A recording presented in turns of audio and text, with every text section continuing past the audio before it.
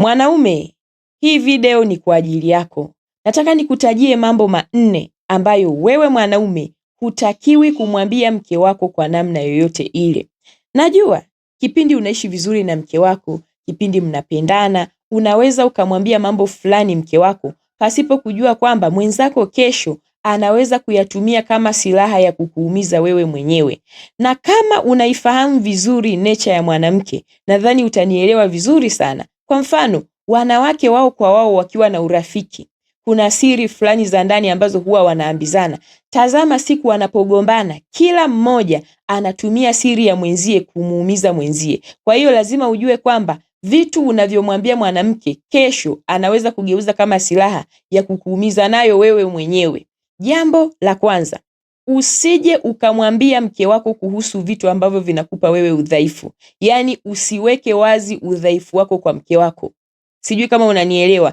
Kesho anaweza kutumia udhaifu huo huo kukuumiza wewe mwenyewe. Kwa mfano, usimwambie mke wako, mimi nawapenda sana watoto wangu, siwezi kukaa mbali na watoto wangu, mimi sijui nakupenda sana wewe, ukiniacha mimi nitatetereka. Yani usimwambie kitu chochote ambacho unajua ni udhaifu kwako.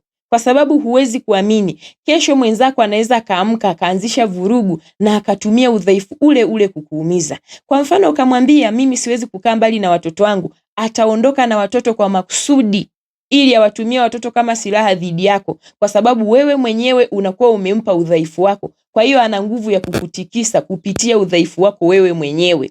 Ukimwambia mimi nakupenda sana, siwezi kukaa bila wewe, siku anapokubadilikia atakuwa anajua kabisa huyu mtu ninamuumiza kwa sababu hiki kitu kwake ni udhaifu.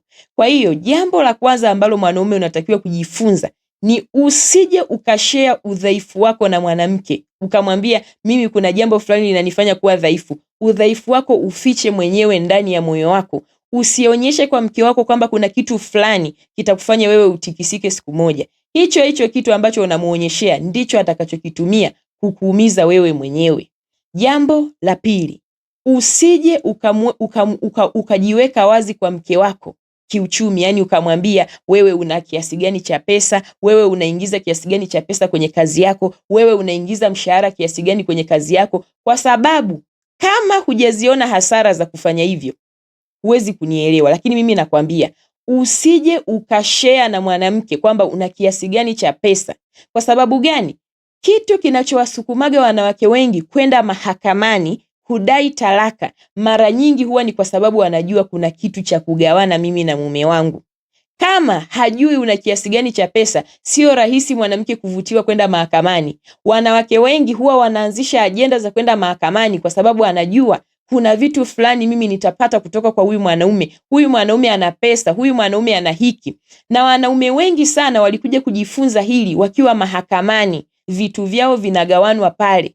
Mwanamke anajifunza kwenda kudai kitu mahakamani kwa sababu anajua wewe una uwezo fulani kiuchumi. Kwa hiyo ishi na mke wako nomo. Na ninajua hili nililolizungumza wanawake wengi sana hawatolipenda. Lakini mimi nakwambia mwanaume, usimwamini mwanamke haraka ukaanza kushare mambo mazito sasa ya kiuchumi kuhusu wewe, kwamba una shilingi ngapi, sijui kwenye hiyo kazi unaingiza shilingi ngapi, kwenye biashara yako unaingiza shilingi ngapi. Yani chochote kile kuhusu uchumi wako usije ukashare na mwanamke haraka haraka. Simaanishi kwamba maisha yako yote usije kushare, lakini inamaanisha kwamba chukua muda mrefu sana kumfahamu ndipo uanze kushare siri zako za kiuchumi. Watu wengi sana walikuja kujuta, walikuja kulia baada ya kuwaamini wanawake mapema, na hiyo liliwarejea wakiwa mahakamani. Kwa hiyo mimi nakwambia ukweli kabisa, huyo mwanamke ni mwanamke wako, ndiyo mnapendana, lakini kaa ukijua kwamba akili yake ikibadilika hata kuonea huruma. Vile vitu ulivyomwambia wewe mwenyewe kwa kinywa chako vitatumika kukuangamiza wewe mwenyewe. Kwa hiyo masuala ya kiuchumi ni mambo ambayo yanatakiwa kuwa mwishoni sana kwa wewe kushare na mke wako, kwamba wewe una shilingi ngapi, sijui unaingiza shilingi ngapi, ukifanya biashara moja unaingiza shilingi ngapi, mshahara wako ni shilingi ngapi. Na kuna baadhi ya wanaume wananielewa, baada tu ya wake zao kujua wanaingiza mshahara kiasi gani imekuwa ni changamoto. Yani kuna baadhi sio kwamba wake zao wanaenda mahakamani, lakini ile yeye kujua kwamba mume wake anaingiza shilingi ngapi inaanza kuleta shida kwenye familia. Mume wangu afanye hiki na hiki, mume wangu simuelewi mshahara anakopeleka, mume wangu simuelewi pesa anakopeleka. Yani unajikuta umemtengeneza mwanamke kuwa mdhibiti mkuu wa mapato yako, wa uchumi wako. kwa sababu unajua kuna vitu vingine wewe mwanaume unavyovifanya hautataka kila kitu mke wako ajue. Kwa hiyo kuna baadhi ya vitu vyako utatamani kuvifanya kama mwanaume, lakini mke akawa anakutangulia mbele. Kabla wewe hujamwambia kwamba pesa nimefanyia kitu fulani, yeye tayari ameshaanza kuhoji na tayari hayo mambo yameshaanza kuzaa ugomvi. Baadhi ya watu hivi vitu wanakutana navyo. Mimi baba fulani sijui mshahara anafanyia nini. Baba fulani sijui pesa anafanyia nini. Yaani mshahara wa baba fulani mimi simuelewi mshahara anapeleka wapi. Haya yote yanatokana na wewe mwanaume kumshirikisha mkeo mambo ya kiuchumi pasipo kumfahamu vizuri. Kwa hiyo lazima ujue kwamba mambo ya kiuchumi kumshirikisha mke wako haraka haraka yana athari katika kumfanya mwanamke aende kudai talaka akiwa anajua atafaidika, au kuleta ugomvi binafsi katika familia. Yaani unajikuta mtu huna uhuru wa kukaa kama mwanaume, mwanamke wako sasa anakuwa na kuendesha kama mtoto kwa kuwa anajua mshahara wako. Wengine mmekuwa mkishtakiwa mpaka kwa wazazi. Mke wako anapiga simu kwa mama yako, yaani mimi baba fulani sijui mshahara anafanyia nini, sijui pesa anapeleka wapi. Mwisho wa siku inakuwa ni shida. Kwa hiyo mambo ya kiuchumi usimshirikishe mke wako kiholela holela. Sijui kama umenielewa. Jambo la 3, usimpe siri za familia yako mke wako. Wanaume, kwenye hili naomba niwasisitizie sana. Jitahidini sana kuwa na kaba. Baadhi ya wanaume hamchagui siri za kuwapa wake zenu. Mimi najua kwenye hizi familia zetu kuna kuwaga na mambo fulani vya siri, na kuna siri nyingine kiuhalisia sio nzuri. Ni siri zenye sifa chafu, sifa mbaya. Usimwambie mke wako vitu vya namna hiyo, kwa sababu hivyo vitu vinaweza kutumika kama silaha. Mke wako anaweza kwanza kutumia hizo siri kama sababu ya kuwadharau hao ndugu zako ambao umempa story kuwahusu.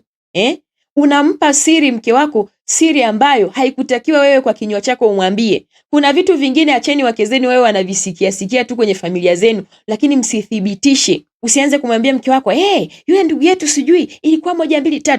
Yaani kuna vitu vingine ni vya aibu. Wanaume mnajikuta mnakaa chini mnaanza kushare na wake zenu.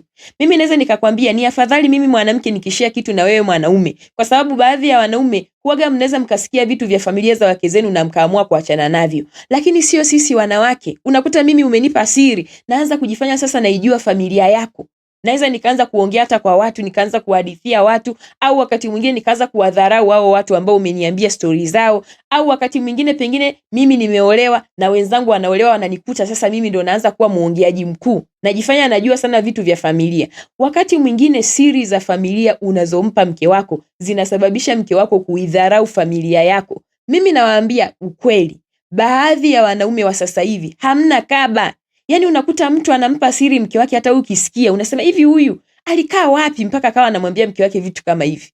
Kuna vitu havi make sense kabisa, yani wewe kumwambia mke wako. Wewe kama mwanaume kuna vitu vingine kwenye familia, acha mke wako wewe anavisikia tu kwa watu wengine. Kwenye hizi familia kuna siri ambazo ni mbaya kiujumla, zina sifa mbaya kiasi kwamba hata wewe mwanaume ukikaa ukianza kuziongea kwa mke wako inakuwa tu ni aibu.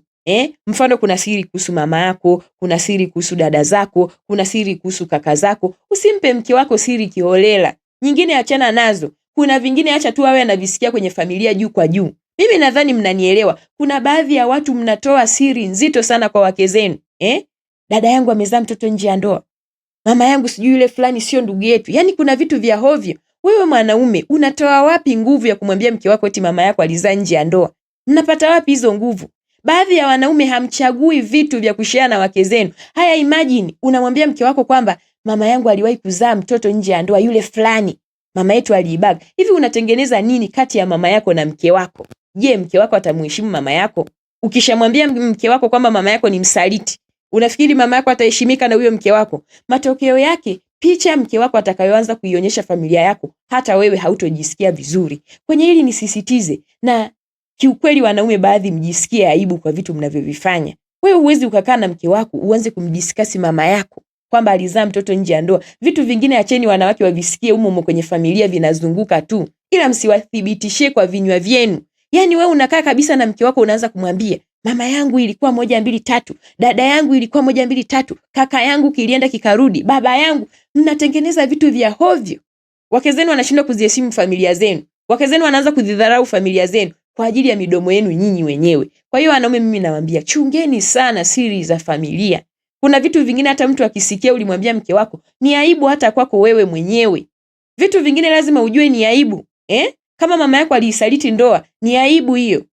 Kama nyinyi mna mdogo wenu ambaye mama yenu labda alizaa nje huko, au mna ndugu yenu ambaye sio damu yenu, msianze kuambia wake zenu. Hawa wake zenu hawa msiwape hizo siri. Kuweni na kaba. Unakuta mke wako anaanza kumdharau mamako, mke wako anamdharau babako, mke wako anawadharau kaka zako. Vitu ambavyo havina umuhimu. Yaani wewe una haja gani ya kumwambia hicho kitu hasa? Kina impact gani kwa mkeo? Vitu vingine acheni kwenye familia visikike, lakini baadhi ya wanaume mna ujasiri mkubwa. Mtu unajikuta unakaa na mke wako unaanza kumwambia kitu kama hicho. Ni vitu vya aibu kabisa. Kwa hiyo mimi nawakumbusha, chungeni siri za familia ambazo mnawapa wake zenu. Sijui kama umenielewa. Jambo la 4 na la mwisho, mwanaume, chunga sana siri ambazo wewe na marafiki zako wa kiume mnazidiscuss. Yaani wewe kama mwanaume, najua kuna wale wanaume wenzako ambao mnakaaga mnapiga story fulani nyeti. Kuwa makini sana na zile story. Usiwe unampa mke wako kiholela hizo siri, kwa sababu wanawake hawafanani. Wewe unaweza kuwa unampa tu kwa lengo la kupiga story. Mimi najua baadhi ya wanaume mkikaa na wake zenu mnatafutiza story, unajikuta naona mwambia yule rafiki yangu kilienda kikarudi. Matokeo yake hizo siri zinaweza kuja kugeuka kuwa silaha dhidi yako wewe mwenyewe. Kesho na kesho kutwa kitu fulani kimetokea, anaanza kusema mbona wewe marafiki zako ndio hivi? Unafikiri marafiki zako anaweza akawa hivi, wewe usiwe hivi? Au baadhi hizo siri wanaanza kuzitumia kuongea kwa watu wengine. Sasa wewe kama mwanaume unajikuta umepiga story na mke wako ameenda kupiga story kwa watu wengine. Ile story tena imenyanyuka, mwisho wa siku inaenda kumfikia mwenye story. Wewe kama mwanaume unakuwa umedhalilika. Na kuna baadhi ya wanawake kabisa, mimi huwa nawashuhudia, mnakaa kabisa mnapiga story, anakuambia baba fulani aliniambia 1 2 3. Sisi wanawake kuna vitu vingine sio vya kutuambia. Unaniambia kitu kuhusu rafiki yako, mimi nakaa siku moja tunapiga story, naanza na mimi kuzungumzia kile kitu. Matokeo yake sijui watu niliokaa nao. Pengine nimekaa na mtu ambaye ni mtu wa karibu na ile familia. Matokeo yake siri za watu zinaanza kuvuja. Na kuna baadhi ya wanaume wake zenu wanaanza kuwadharau hata watu, kwa sababu umemwambia yule fulani ana hali mbaya kiuchumi, yule fulani ilienda ikarudi. Sisi wanawake tulio wengi, yani niseme wanawake tulio wengi, tunashindwa kutunza siri. Lakini baadhi ya wanawake wenye hekima wapo, ambao waume zao wanaweza wakawapa story fulani na wake zao wakaamua kuzimezea, wakawa nakaba. Lakini walio wengi wanashindwa kuwa nakaba. Mtu anajikuta anakaa anaanza kusema mume wangu aliniambia 1 2 3 kuhusu fulani. Yani ni vitu vya aibu kabisa. Wewe mwanaume unashare vitu ambavyo kesho mke wako akianza kuzungumza na watu wanaanza kukuwaza, huyu jamaa naye anashare vitu fulani na mke wake. Au wale wanawake wenzao wanaanza kusikia na wao tena wanaondoka kwenda kuambia waume zao. Unajikuta tu umedhalilika kwamba huyu jamaa na maana siri tunazokaaga tunapiga humo vijiweni, anaenda kumwambia mke wake. Kwa mimi nakwambia mwanaume, kuwa makini na siri za marafiki pia unazoshare. Wakati mwingine hizo siri zitakuja kukufunga wewe mwenyewe, au wakati mwingine hizo siri mke wako ataanza kuwapa watu wengine. Utaonekana ni mwanaume wa hovyo. Na kwenye hili niwaambie na nyinyi wanawake pia, mwanaume wako anaposhare kitu na wewe, haimaanishi amekutuma uende kwanza kuongea kwa watu wengine. Na wengine mlivyokosa aibu mnawamention waume zenu. Baba fulani aliniambia 1 2 3. Baba fulani aliniambia hiki na hiki. Inahusiana nini? Mwanaume wako akikaa akikwambia wewe kitu kimeishia ndani mwenu. Habari za wewe kwenda kukaa na watu wengine ukaanza kusema na mimi baba fulani aliniambia, ni kuwadhalilisha waume zenu. Wanaonekana wanaume kabisa wamekomaa na ndevu zao eti wanakaga na nyinyi wanaanza kuwapa stories za vijiweni. Kweli? Wanaonekana wanashare na nyinyi mambo ya siri za watu. Kweli? Baadhi ya wanawake pia muelimike kwenye hili. Kwa hiyo mimi mwanaume nakwambia, katika siri hizi 4 hakikisha umezishikilia. Ya kwanza, usimwambie mwanamke udhaifu wako. Ya pili, usimuweke wazi mwanamke uchumi wako kabla hujamfahamu vizuri. Jambo la 3, ficha siri baadhi za familia yako. Jambo la 4, ficha siri za kiume. Story ambazo mnapiga wewe na marafiki zako wa kiume, sio kila story unatakiwa kumshirikisha mke wako. Baadhi ya wanawake watazitumia hizo siri kama silaha dhidi yako wewe mwenyewe, au hizo siri zinaweza zikasababisha ukadhalilika kwa sababu ya mke wako kwenda kuziongea kwa watu wengine. Sijui kama umenielewa.